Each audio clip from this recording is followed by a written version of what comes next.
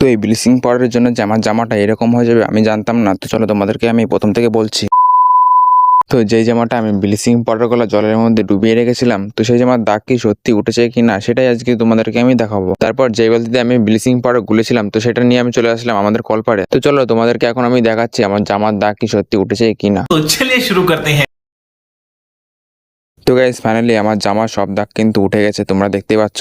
আর এই জামাটা আগে কেমন ছিল আর এখন কেমন হয়ে গেছে, তো তোমরা কে কে এই জিনিসটা ট্রাই করেছো কমেন্টে অবশ্যই বলবে। আর আমার এই জামা থেকে প্রচন্ড ব্লিচিং পাউডারের গন্ধ বেরোচ্ছিল, তাই আমি এটাকে সার্ফ দিয়ে ভালো করে ধুয়ে তারের উপর নেড়ে দিলাম। আর আজকের মতন আমি এই ভিডিওটি এখানে শেষ করছি, বাই।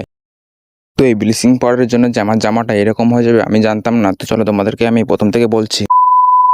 তো যেই জামাটা আমি ব্লিচিং পাউডারগুলো জলের মধ্যে ডুবিয়ে রেখেছিলাম, তো সেই জামার দাগ কি সত্যি উঠেছে কিনা সেটাই আজকে তোমাদেরকে আমি দেখাবো। তারপর যেই বালতিতে আমি ব্লিচিং পাউডার গুলেছিলাম, তো সেটা নিয়ে আমি চলে আসলাম আমাদের কলপাড়ে। তো চলো তোমাদেরকে এখন আমি দেখাচ্ছি আমার জামার দাগ কি সত্যি উঠেছে কিনা। तो चलिए शुरू करते हैं।